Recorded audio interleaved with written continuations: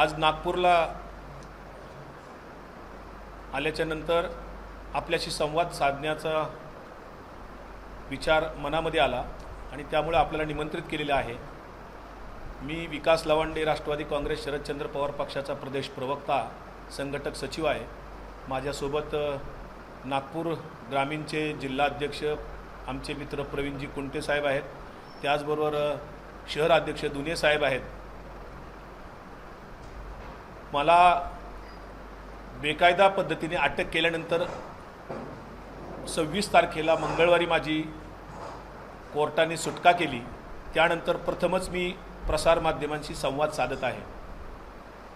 खरं तर महाराष्ट्रामध्ये आणि देशामध्ये महागाई, बेरोजगारी, शेती आणि शेतकऱ्यांचे प्रश्न, विविध प्रकारची गुन्हेगारी, अशा पद्धतीचे अनेक प्रश्न या महाराष्ट्रात आता ज्वलंत आहेत आणि या सगळ्या प्रश्नावर महाराष्ट्राचं महायुती सरकार, देवेंद्र फडणवीस साहेबांचं सरकार हे अपयशी झालेलं आहे। केंद्र सरकारही अपयशी झालेलं आहे आणि म्हणून या सगळ्या बेरोजगारी, महागाई किंवा विविध गुन्हेगारीचा फटका सर्वांनाच बसतो आहे आणि या सगळ्या मूळ प्रश्नापासून लोकांनी विचलित व्हावं, लोकांनी त्याच्यावर बोलू नये, कुठलं आंदोलन उभं राहू नये म्हणून सातत्याने भारतीय जनता पार्टीकडून हिंदू मुस्लिम किंवा ओबीसी मराठा असा वाद वाढवला जातो, जेणेकरून लोकांनी मूलभूत प्रश्नावर, आपल्या जगण्याच्या प्रश्नावर, आरोग्याच्या प्रश्नावर, शिक्षणाच्या प्रश्नावर बोललं नाही पाहिजे, महागाई आणि बेरोजगारीवर बोललं नाही पाहिजे, तिकडे माध्यमांचं सुद्धा लक्ष गेलं नाही पाहिजे म्हणून सातत्याने हिंदू मुस्लिम किंवा ओबीसी मराठा असा वाद वाढवला जातो। बेरोजगारीचा फायदा भारतीय जनता पार्टीला याच्यासाठी होतो की हे बेरोजगारीतले जे तरुणाई आहे यांना RSS प्रणित ज्या 50-60 वेगवेगळ्या संघटना आहेत, याचं कधीही ऑडिट होत नाही।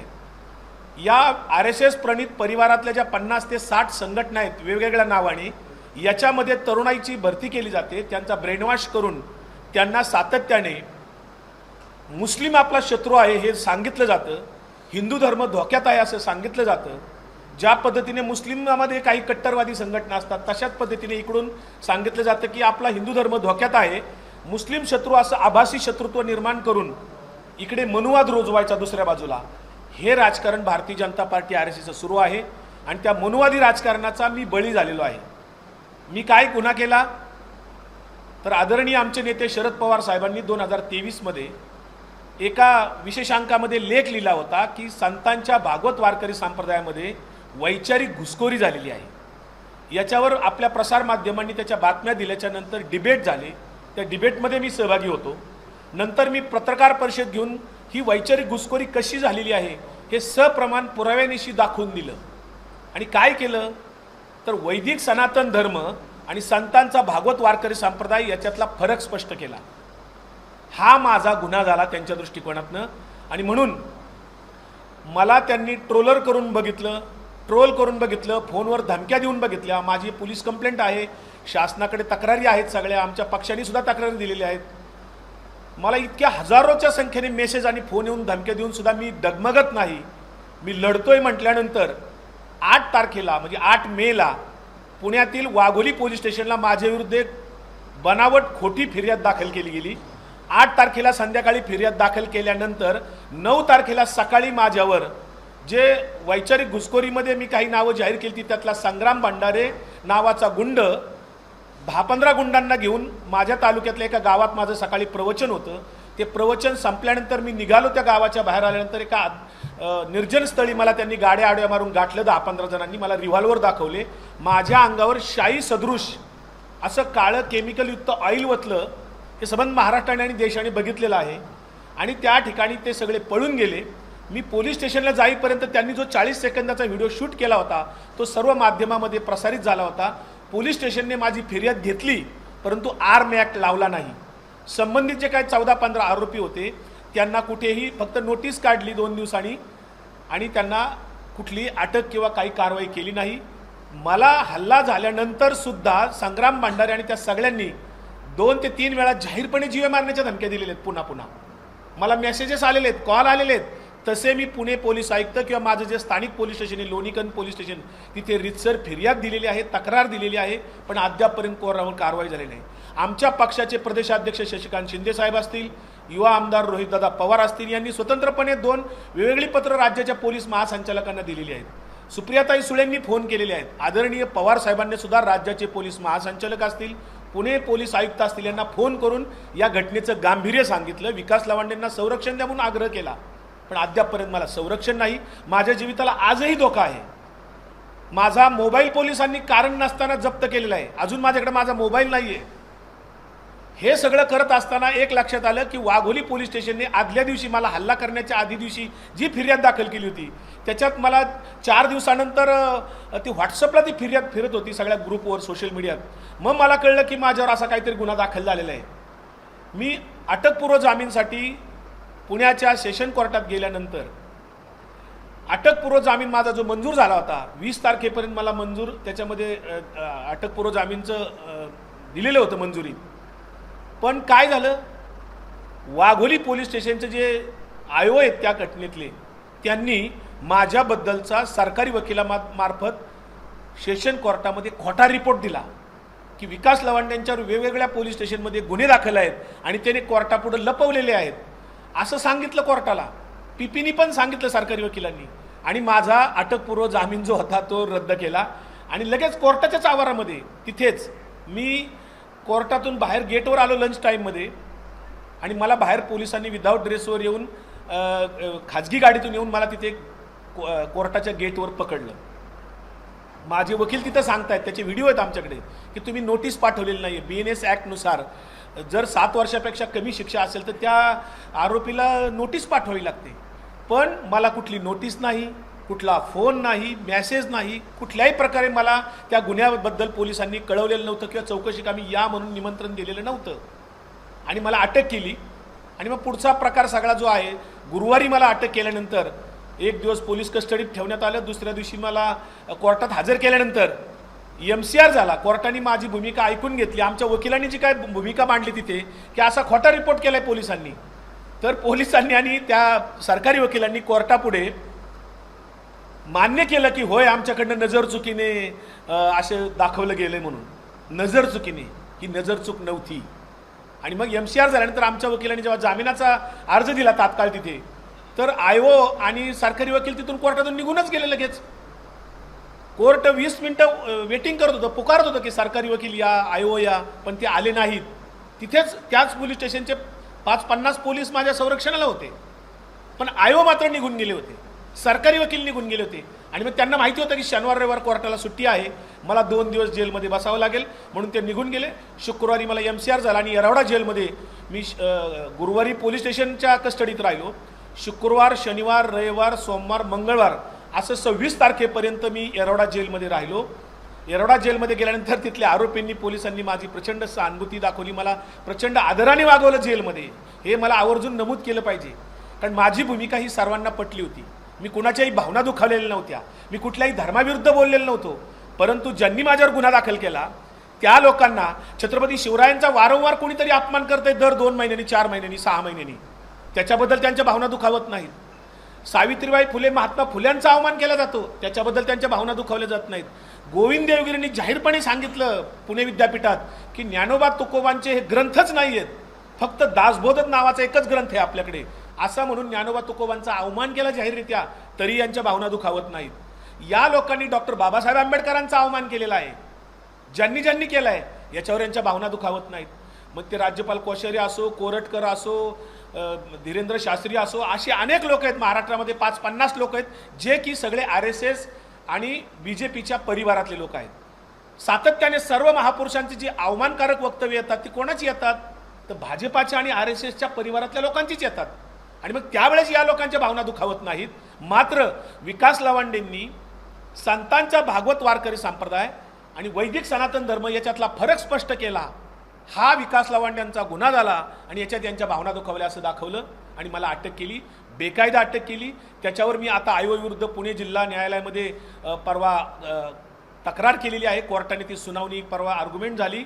आता त्या आयोंना म्हणणं मांडण्यासाठी 2 तारखेला आता मंगळवारी सुनावणी आहे, त्याचबरोबर हायकोर्टात सुद्धा मी या संदर्भातली एक केस टाकलेली आहे की ज्या पद्धतीने पोलीस यंत्रणेचा गैरवापर केला गेला आणि हे सगळे भारतीय जनता पार्टीची हुकुमशाही आहे। इथे अभिव्यक्ती स्वातंत्र्य जे आहे, आमचे विचार स्वातंत्र्य, लेखन स्वातंत्र्य, ज्याच्यामध्ये पत्रकार सुद्धा अडचणीत आलेले आहेत, पत्रकारांना सुद्धा लिखाण स्वातंत्र्य आता राहिलेलं नाही आहे, पत्रकारिता सुद्धा धोक्यात आहे।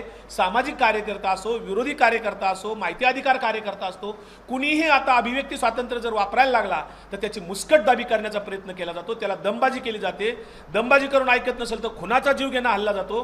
त्याच पद्धतीने काल अभिषेक बॅनर्जी यांच्यावर ज्या पद्धतीने हल्ला झालाय त्याचाही मी निषेध करतो। असं महाराष्ट्रात आणि देशभर सगळीकडे सुरू आहे। यांना लोकशाही मान्य नाहीये, अभिव्यक्ती स्वातंत्र्य मान्य नाहीये, हम करे सो कायदा, या पद्धतीने ही सगळी राजवट आहे। आम्हाला वारकरी संप्रदाय हा महाराष्ट्र धर्म आहे। गाडगे महाराजांचा विचार, तुकडोजी महाराजांचं गुरुदेव सेवा मंडळ असेल, हे महाराष्ट्र धर्माचे विचार आहेत आणि तो टिकला पाहिजे। ज्ञानोबा तुकोबांचा वारकरी संप्रदाय टिकला पाहिजे, तो विचार महाराष्ट्राला पुढे घेऊन जाणार आहे। वारकरी संप्रदायामध्ये कुठल्याही अंधश्रद्धा किंवा वैदिक कर्मकांड, जातीवाद, धर्मवाद याला अजिबात थारा नाहीये। याची अनेक प्रमाणे आहेत। हे विश्वची माझे घर म्हणणाऱ्या संत ज्ञानेश्वर महाराजांचा छळ झाला।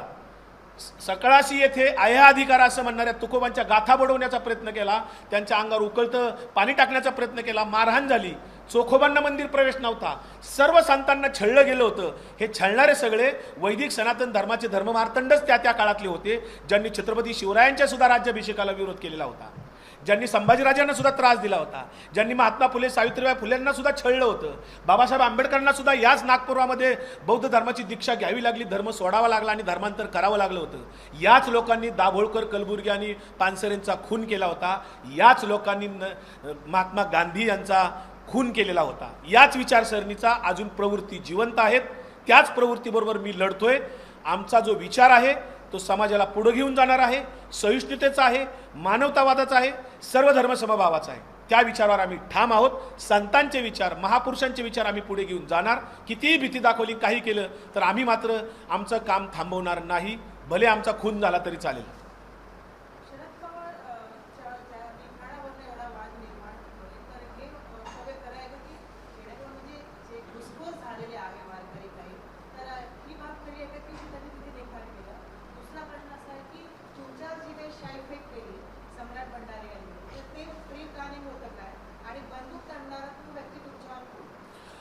ते अतिशय नियोजनबद्ध त्यांनी केलं होतं। म्हणजे 8 तारखेला संध्याकाळी माझ्यावर वाघोली पोलीस स्टेशनला फिर्याद केली खोटी, आणि 9 तारखेला सकाळी लोणी काळभोर शेजारचंच पोलीस स्टेशन हवेली तालुक्यात माझ्या सत्यशोधक दिनकरराव जवळकरांचं ते गाव आहे, आळंदी मातुबाचं। मी 4 पिढ्याचा वारकरी संप्रदायातला आहे। माझ्या घरात वारकरी संप्रदाय, भजन, दिंडी माझ्या कुटुंबात आहे। माझ्या वडिलांनी गावात दिंडी स्थापन केली, आता माझा भाऊ दिंडी चालवतो। मी स्वतः वारकरी संप्रदायातला आहे। मी प्रवचन करतो आणि मग ते प्रवचन त्या दिवशी माझं 9 तारखेला नियोजित होतं, ते त्यांना माहीत होतं आणि म्हणून त्यांनी तो प्लॅन केला होता। खरं तर रोडच्या येणाऱ्या जाणाऱ्या लोकांच्या तिथं आल्यामुळे कदाचित त्यांचा प्लॅन फिसकटला। जे काही लोक होते त्यातले सगळे अज्ञात होते। संग्राम भंडारे मला मीडियात दिसायचा म्हणून मी संग्राम भंडारेला ओळखलं होतं आणि त्यांनी फक्त 40 सेकंदाचा व्हिडिओ शूट केला आणि आधीचं मात्र रेकॉर्डिंग केलं नाही। मला जे काही धक्काबुक्की केली, घाणेरडी शिवीगाळ केली, अरेरावी केली आणि मी फक्त म्हणलं का रे असं का करताय तुम्ही काय मला मारणार आहात का, असा एवढा शब्द उच्चारला तर मला त्यांनी रिव्हॉल्वर दाखवला असं समोरून 3 फुटावरून। दुसऱ्या एकाने कमरेचा रिव्हॉल्वर दाखवला की हे बघितलं का काय आहे। हे लोक सगळे गुंड प्रवृत्तीचे आहेत, हे सगळे क्रिमिनल। संग्राम भंडारे हा वारकऱ्याचा वेश घातलेला गुंड आहे, त्याच्यावर अनेक ठिकाणी गुन्हे दाखल आहेत। मग ते पुणे जिल्ह्यात असतील, नगर जिल्ह्यात असतील, नाशिक जिल्ह्यात असतील, त्याच्यावर गुन्हे दाखल आहेत।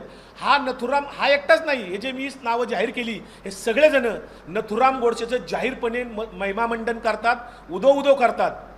हेच सगळे लोक जाहीरपणाने हिंदू मुस्लिमाचा धार्मिक द्वेष वाढवतात। आम्ही एवढंच म्हणतोय, ज्ञानोबा तुकोबाच्या गादीवर येऊन तुमचा भारतीय जनता पार्टी RSSचा अजेंडा वापरू नका। तुमचं जे काय असेल ते तुमच्या व्यासपीठावर तुम्ही मांडा, परंतु ज्ञानोबा तुकोबाच्या गादीवर तुम्ही कीर्तनाच्या माध्यमातून वारकऱ्याचा वेश घालून जर तुम्ही तिथं धर्मवाद वाढवणार असेल, वैदिक कर्मकांड वाढवणार असेल तर तो घुसखोरी ठरते, ही वैचारिक घुसखोरी आहे।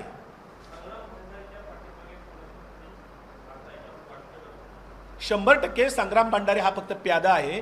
तुम्ही पाहिलं असेल की माझ्यावर जेव्हा शाई सदृश केमिकलयुक्त ऑइल फेकलं गेलं, माझ्यावर हल्ला झाला जीव घेणा, त्यानंतर दुसऱ्या दिवशी या राज्याचे कॅबिनेट मंत्री नितेश राणे, 4 आमदारांनी जाहीरपणे त्याची पाठराखण केलेली आहे। आणि नितेश राणे एवढं म्हणतात की कोण संग्राम भंडारेच्या केसाला धक्का लावते तेच आम्ही बघतो, यांच्या केसालाही धक्का लागणार नाही। आणि खरोखर त्यांच्या केसालाही धक्का लागला नाही।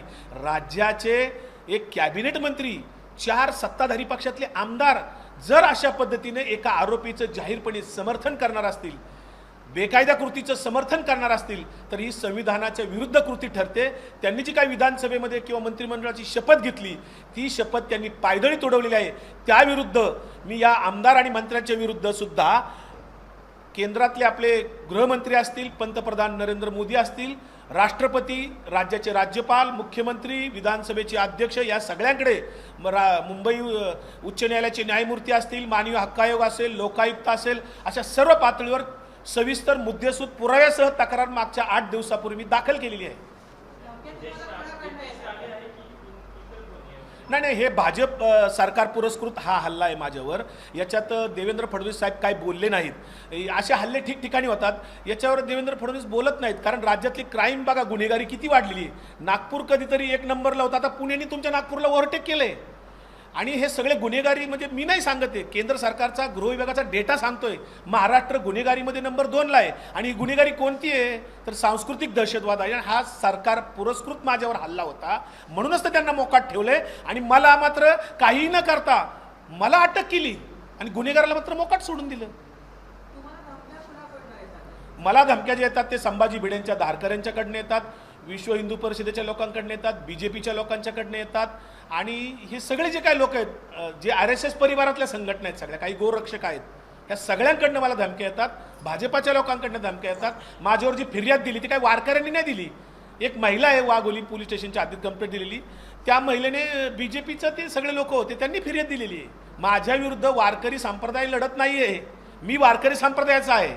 त्यांची अडचण काय झाली की मी वारकरी संप्रदायाचे खरे विचार मांडण्याचा प्रयत्न करतोय, की वारकरी संतांनी समता सांगितली, सहिष्णुता सांगितली, मानवता सांगितली, हे त्यांना नकोय. सर्व धर्मसमभाव त्यांना नकोय.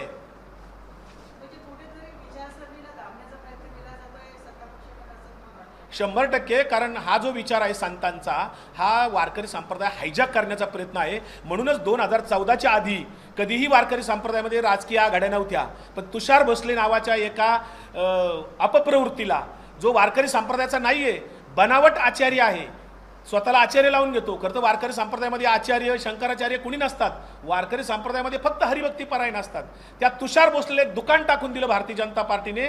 भारतीय जनता पार्टी आध्यात्मिक आघाडी, आणि एकनाथ शिंदेंचा एक अक्षय भोसले नावाचा आहे, त्याची सुद्धा धर्मवीर आध्यात्मिक आघाडी आहे. वारकरी आघाड्या नाही त्यांच्या. आणि 14 नंतर या वारकरी संप्रदायामध्ये राजकीय आघाड्या घुसल्या आणि त्यांनी त्यांचे सगळे राजकीय अजेंडे चालवायला सुरुवात केले. या सगळ्या घुसखोर ज्यांना आम्ही म्हणतो वैचारिक, या सगळ्यांनी 2024 मध्ये भारतीय जनता पार्टीचा उघड उघड प्रचार केलेला आहे. कीर्तनातून, प्रवचनातून, कीर्तनातून, प्रवचनातून राजकीय पक्षाचा प्रचार करायला, किंवा धर्मवाद, हिंदू मुस्लिम तेढ वाढवणारी जी काही भाषणं तुम्ही केली, कीर्तनातून मुद्दे सांगितले, हे ज्ञानोबा तुकोबांच्या ग्रंथात सांगितलंय का? वारकरी संतांच्या कोणत्या ग्रंथात लिहिलेले आहेत हे? आणि संग्राम भांडारे, किशोर शिवणीकर लातूरला ज्याने सप्त्याचे पैसे पळवले कोट्यवधी रुपये, लातूर पोलीस स्टेशनला त्याच्यावर तक्रार दाखल आहे. किंवा एक आरोपी पिंपरी चिंचवड पोलीस स्टेशनला जो बलात्काराच्या गुन्ह्यात आहे, ह्याच्यातले बरेच जण भोंदू आहेत, काही जण धर्मवादी करतायत. हे सगळेजण काही ना काही यांच्यावर आक्षेप आहेत. कुणी आसाराम बापूचं जाहीरपणे बलात्काराचे समर्थन करणारे आहेत. हे असे जर लोक वारकरी संप्रदायामध्ये चेहरा बनून राहणार असतील, तर मूळ वारकरी संप्रदायाचा, पारंपरिक वारकरी संप्रदायाचा, जो फडकऱ्यांनी वारकरी संप्रदाय टिकवला, जो टाळकऱ्यांनी टिकवला, जो भजन गावगाव घेणाऱ्या लोकांनी वारकरी संप्रदाय टिकवला, जो दिंडी चालक आहेत त्यांनी वारकरी संप्रदाय टिकवला, या पारंपरिक वारकरी संप्रदायावर हा हायजॅक करण्याचा भारतीय जनता पार्टीचा आणि RSSचा प्रयत्न आहे. त्याला आम्ही कुठेतरी विरोध करतोय. मी संरक्षण ऑलरेडी मागितलेलं आहे. आमच्या पक्षाने सुद्धा पोलीस महासंचालकांकडे निवेदन दिले, रोहित पवारांनी दिलेले, पवार साहेबांनी स्वतः मागणी केलेली आहे. माझी स्वतःची तक्रार निवेदन आहेत. गेल्या वर्षी सुद्धा माझ्यावर संभाजी भिडेच्या धारकऱ्यांनी माझ्या गावात येऊन 200-300 लोकांनी हल्ला केला होता 1 वर्षापूर्वी. त्याच पद्धतीची तीच लोक आहेत आता सगळी. माझ्या जीविताला निश्चित धोका आहे. मी नागपूरहून पुण्याला परत जाईल का नाही मला गॅरंटी नाही आहे. माझं कुटुंब भयभीत झालेलं आहे. पण मी स्वतः चळवळीतला 35 वर्ष सार्वजनिक जीवनात जगतो. मी संत विचाराचा फॉलोअर आहे, महात्मा गांधी विचारांचा फॉलोअर आहे, शिवशाहू फुले आंबेडकर विचारांचा फॉलोअर आहे. हे त्यांना कुठेतरी अडचणीचं वाटतं. आम्ही जे काही विचार मांडतोय हे त्यांना नको आहेत, आणि म्हणून सरकार पुरस्कृत हा दहशतवादी मुस्कटदाबी करण्याचा हा प्रयत्न आहे. मुख्यमंत्र्यांना निवेदनं 2 वेळा दिलेली आहेत, परंतु कुठलाही रिप्लाय नाही आणि दखलही नाही. माहीत नाही, कदाचित माझ्या हत्येचं ते वाट बघत असतील. कारण कलबुर्गी पानसरे मला ज्या धमक्या येतात त्याच्यात स्पष्टपणे म्हणतात हे कोण लोक असते. एकतर फेक अकाउंट असतात, सायबर पद्धतीने याच्यावर कारवाई व्हायला पाहिजे, त्या होत नाहीत. मी स्क्रीनशॉट काढून दिलेले आहेत, पुरावे दिलेत लोणीकंद पोलीस स्टेशनला आमच्या पुण्याच्या. पोलीस आयुक्तांना भेटून निवेदनं दिलेली 3-4 वेळा. आणि इथे मात्र मला बेकायदा माझ्यावर हल्ला होऊन हल्लेखोरांना मोकाट सोडलं जाते आणि मलाच मात्र खोट्या गुन्ह्यामध्ये जो गुन्हा घडलाच नाही माझ्याकडनं त्याच्यावर अटक केली जाते आणि मला बेकायदा आत टाकलं जाते.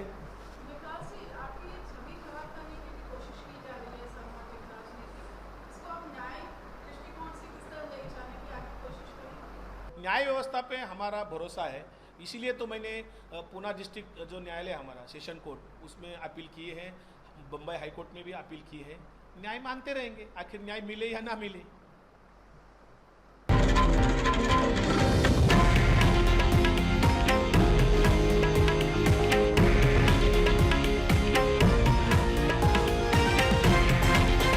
हे आहे देशातील नंबर 1 न्यूज नेटवर्क आणि आपण पाहत आहात TV9 मराठी, एकमेव.